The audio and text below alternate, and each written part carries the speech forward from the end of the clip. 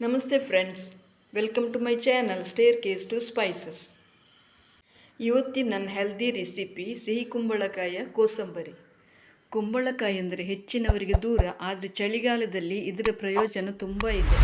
ಈಗ ನಾನು ಕಡಾಯಿಗೆ ಸ್ವಲ್ಪ ತೆಂಗಿನ ಎಣ್ಣೆ ತಗೊಳ್ತಾ ಇದ್ದೇನೆ. ತೆಂಗಿನ ಎಣ್ಣೆ ಬಿಸಿ ಆದಾಗ ಸ್ವಲ್ಪ ಸಾಸಿವೆಯನ್ನು ಹಾಕ್ಕೊಳ್ತಾ ಇದ್ದೇನೆ.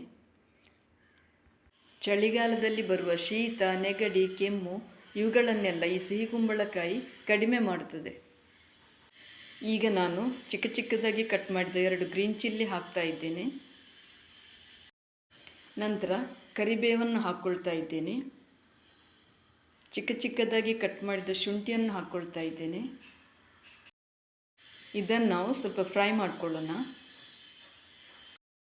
ಕಣ್ಣಿನ ದೃಷ್ಟಿದೋಷಕ್ಕೂ ಕೂಡ ಸಿಹಿ ಕುಂಬಳಕಾಯಿ ಒಳ್ಳೆಯದು.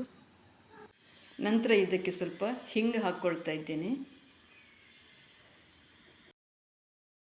ಈಗ 1 ಬೌಲ್ ತುರಿದ ಸಿಹಿ ಕುಂಬಳಕಾಯಿಯನ್ನು ಹಾಕ್ತಾ ಇದ್ದೇನೆ. ಇದಕ್ಕೆ ನೀರೇನು ಹಾಕೋದು ಬೇಡ, ಇದು ಎಣ್ಣೆಯಲ್ಲಿ ಸ್ವಲ್ಪ ಬೇಯಲಿ. ಇದು ಬೇಗನೆ ಬೆಂದು ಬಿಡ್ತದೆ. ಜಸ್ಟ್ ಒಂದು 5 ಮಿನಿಟ್ಸ್ ಕೈ ಆಡಿಸ್ತಾ ಇದ್ದರೆ ಸಾಕಾಗ್ತದೆ. ಗ್ಯಾಸ್ ಮಾತ್ರ ಲೋ ಫ್ಲೇಮಲ್ಲೇ ಇಟ್ಟು ಬಿಡಿ. ಸಿಹಿ ಕುಂಬಳಕಾಯಿಯಲ್ಲಿ ಫೈಬರ್ ಕಂಟೆಂಟ್ ಜಾಸ್ತಿ ಮತ್ತು ಇದು ಹಸಿವನ್ನು ಕಡಿಮೆ ಮಾಡ್ತದೆ. ಹಾಗಾಗಿ ವೆಯ್ಟ್ ಲಾಸ್ಗೆ ಇದು ಒಳ್ಳೆಯದು.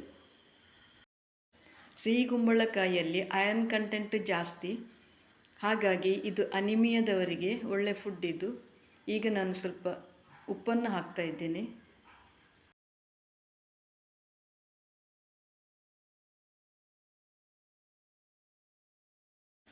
ಉಪ್ಪು ಹಾಕಿ ಚೆನ್ನಾಗಿ ಮಿಕ್ಸ್ ಮಾಡೋಣ. ನಂತರ ನಾವಿದಕ್ಕೆ ಸ್ವಲ್ಪ ಕೊತ್ತಂಬರಿ ಸೊಪ್ಪನ್ನು ಹಾಕ್ಕೊಳ್ತಾ ಇದ್ದೇನೆ. ಚಿಕ್ಕ ಚಿಕ್ಕದಾಗಿ ಕಟ್ ಮಾಡಿದ ಕೊತ್ತಂಬರಿ ಸೊಪ್ಪು. ಕೊತ್ತಂಬರಿ ಸೊಪ್ಪು ಹಾಕಿದ ಮೇಲೆ ಚೆನ್ನಾಗಿ ಮಿಕ್ಸ್ ಮಾಡಿಕೊಳ್ಳೋಣ. ಈಗ ನಾವಿದಕ್ಕೆ ತೆಂಗಿನ ತುರಿಯನ್ನು ಹಾಕ್ಕೊಳ್ಳೋಣ. ನಾನು ಗ್ಯಾಸ್ ಲೋ ಫ್ಲೇಮಲ್ಲೇ ಇಟ್ಕೊಂಡಿದ್ದೇನೆ. ಗ್ಯಾಸ್ ಆಫ್ ಮಾಡಿದ ಮೇಲೆ ಕೂಡ ಮೇಲ್ಗಡೆ ತೆಂಗಿನ ತುರಿಯನ್ನು ಹಾಕ್ಕೊಂಡು ತಿನ್ಬೋದು. ನಾನು ಗ್ಯಾಸ್ ಲೋ ಫ್ಲೇಮಲ್ಲಿ ಇರುವಾಗಲೇ ಹಾಕ್ಕೊಂಡಿದ್ದೇನೆ, ಯಾಕಂದರೆ ಅದು ಜಾಸ್ತಿ ಹೊತ್ತು ಇಡಲಿಕ್ಕೆ ಆಗೋದಿಲ್ಲ, ಅದಕ್ಕೋಸ್ಕರ. ಕೊನೆಯಲ್ಲಿ ನಾವಿದಕ್ಕೆ ಸ್ವಲ್ಪ ನಿಂಬೆ ರಸ ಹಿಂಡಿದರೆ ಸಿಹಿ ಕುಂಬಳಕಾಯಿಯ ಕೋಸಂಬರಿ ರೆಡಿ ಆಗ್ತದೆ. ಇದೊಂದು ಹೆಲ್ದಿ ರೆಸಿಪಿ ಕೂಡ, ಈಸಿಯಾಗಿ ಬೇಗನೆ ಮಾಡ್ಬೋದು. ಈ ಹೆಲ್ದಿ ರೆಸಿಪಿ ನಿಮಗೆ ಇಷ್ಟ ಆದರೆ ಸಬ್ಸ್ಕ್ರೈಬ್ ಮಾಡಿ, ಲೈಕ್ ಮಾಡಿ, ಕಮೆಂಟ್ ಮಾಡಿ. ಸರ್ವ್ ಮಾಡುವಾಗ ಸ್ವಲ್ಪ ತೆಂಗಿನ ತುರಿ ಮೇಲ್ಗಡೆ ಹಾಕಿ ಸರ್ವ್ ಮಾಡ್ಬೋದು. ಆವಾಗ ತಿನ್ನೋಕೆ ತುಂಬ ಟೇಸ್ಟಿ ಆಗ್ತದೆ.